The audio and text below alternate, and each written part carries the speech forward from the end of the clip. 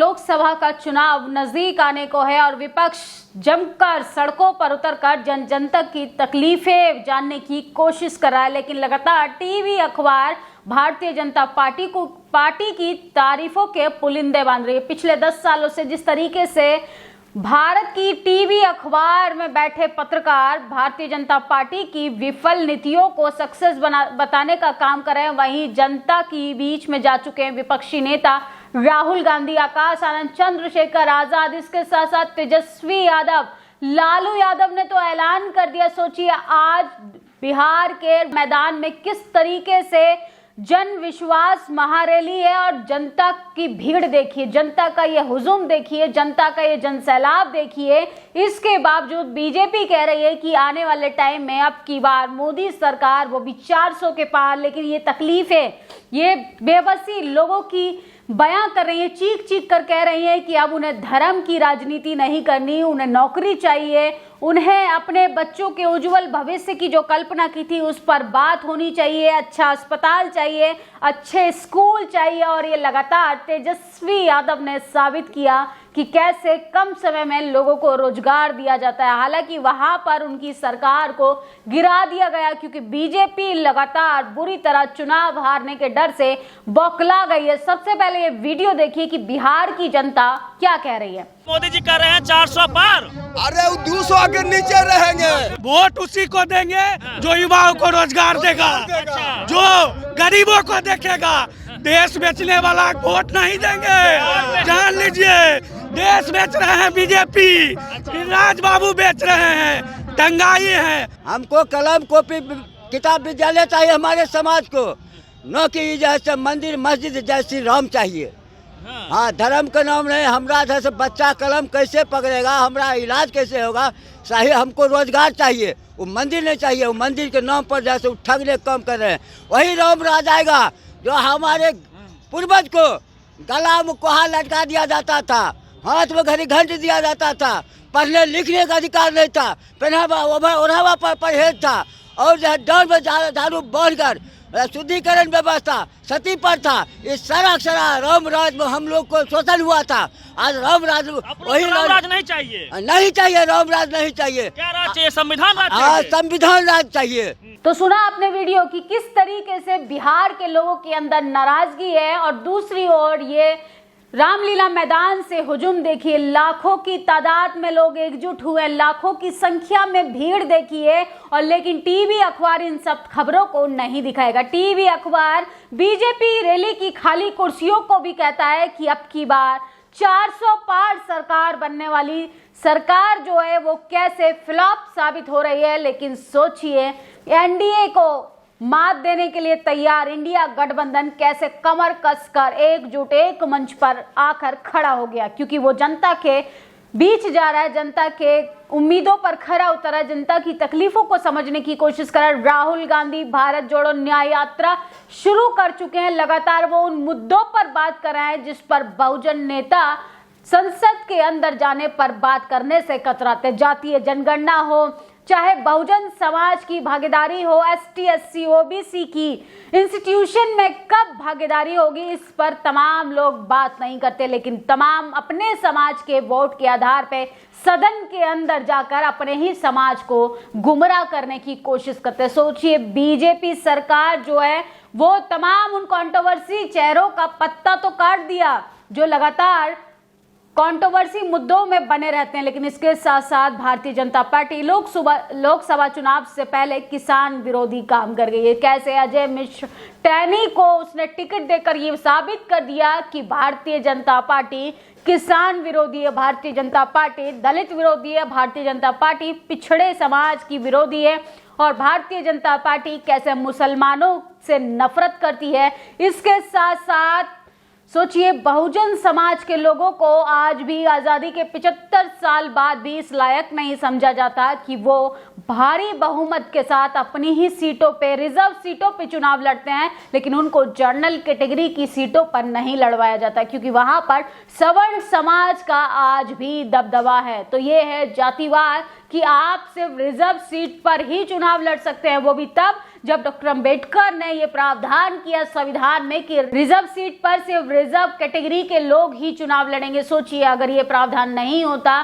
तो बहुजन समाज की राजनीतिक स्थिति क्या होती। आजादी के 75 साल बाद भी तमाम नेता मंचों से एसटी एससी ओबीसी की बात तो करते हैं, लेकिन धरातल पे स्थिति बहुत ही भयानक हो चुकी है। जातीय उत्पीड़न से परेशान, मुसलमान धार्मिक उन्मादों से परेशान, आदिवासियों को तो नक्सली कहकर कैसे उनके जल जमीन जंगल पर प्रहार हो रहा है, कैसे उनकी जमीन को उठाकर कॉरपोरेट घरानों को दे दिया जाता है, ये काफी ज्यादा चिंता का विषय बन चुका है। सोचिए 24 का चुनाव जैसे जैसे नजदीक आ रहा है, बीजेपी पार्टी जो है लगातार विपक्षी मजबूत चेहरों को डराने की कोशिश करे। कैसे बिहार में तेजस्वी यादव की सरकार गिरा दी, कैसे झारखंड में हेमंत सोरेन को जेल की सलाखों के पीछे भेज दिया।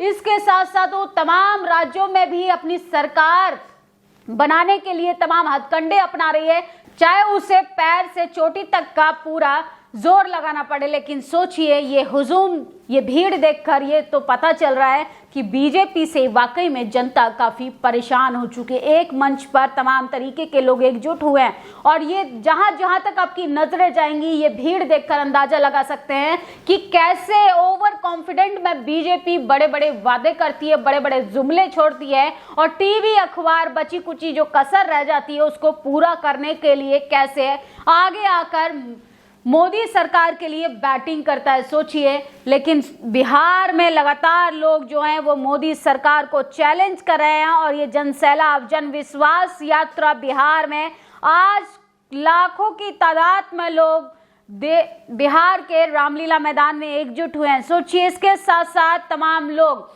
इंडिया अलायंस में जो लोग साथ आने वाले थे, अखिलेश यादव, राहुल गांधी, इसके साथ तमाम पार्टियों के नेता भी वहां पहुंचे अपने डंडा और झंडा के साथ और ये भीड़ चीख चीख कर बता रही है कि अब हम मोदी सरकार को उखाड़ फेंकेंगे, अब हम तानाशाह सरकार को उसी की भाषा में जवाब देंगे, तानाशाह सरकार के आगे घुटने नहीं टेकेंगे, चाहे आसमान से पानी बरसे या आग के शोले।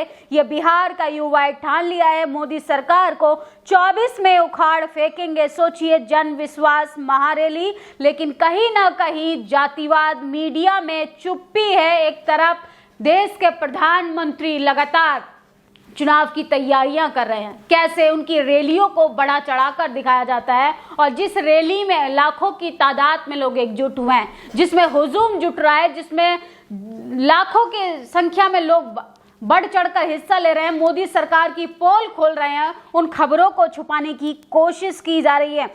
जैसे जैसे बारिश तेज हो रही है, गांधी मैदान में लोगों का जुटान भी बढ़ने लगा है। आज बिहार के उत्साह ने हर आंधी बारिश तूफान को चुनौती दे दी। अब दुनिया की कोई ताकत इस रैली को कमजोर नहीं बना सकती है। सोचिए, बारिश के दौरान भी लोगों की संख्या में कोई भी बदलाव नहीं है। जैसे जैसे बरसात, मौसम खराब हो रहा है, वैसे ही तेजस्वी यादव की इस महारैली में लोग भीड़ जुटाकर एक जगह इकट्ठा हो रहे हैं और सरकार के खिलाफ बगावत के लिए वो खुलकर सामने आ गए हैं। गांधी मैदान पहुंचे, गांधी मैदान पहुंचे, गांधी मैदान पहुंचे। लगातार ये आरजेडी अपने ट्विटर हैंडल से लोगों से गुहार लगा रही है कि अगर आप अपने बच्चे के लिए रोटी, रोजगार, स्वास्थ्य, शिक्षा चाहते हैं तो आप विपक्ष के साथ खड़े होइए, आप मजबूती से तानाशाह लोगों के खिलाफ आवाज उठाइए, क्योंकि अब की बार नहीं तो फिर आने वाले टाइम में लोकतंत्र की हत्या कर दी जाएगी, आपके बच्चों के भविष्य का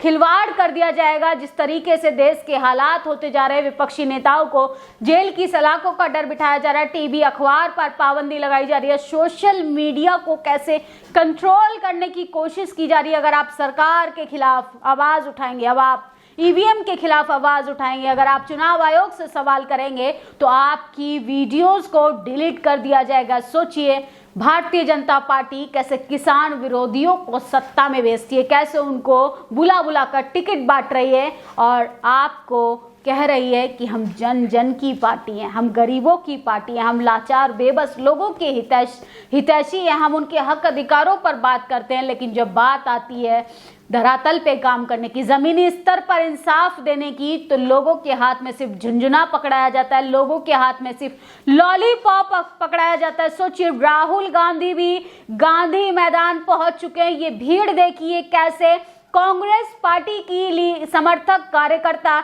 डंडा और झंडा अपना बैनर लेके गांधी मैदान पहुंच चुके। ये भीड़ चीख चीख कर कह रही है कि अब की बार 24 में हम सत्ता परिवर्तन जरूर करेंगे, क्योंकि जो सरकार आपके हालातों पर बात करना जरूरी नहीं समझती, महिलाओं की सुरक्षा पर बात नहीं करना जरूरी समझती, ऐसे हमने लोगों को सत्ता में क्यों बिठा कर रखा है।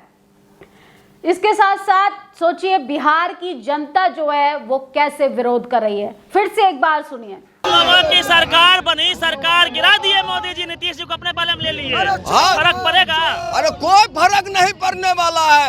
युवा जितना है बिहार का वो सारा युवा तेजस्वी के साथ है, सब युवा तेजस्वी के साथ एकदम साथ है।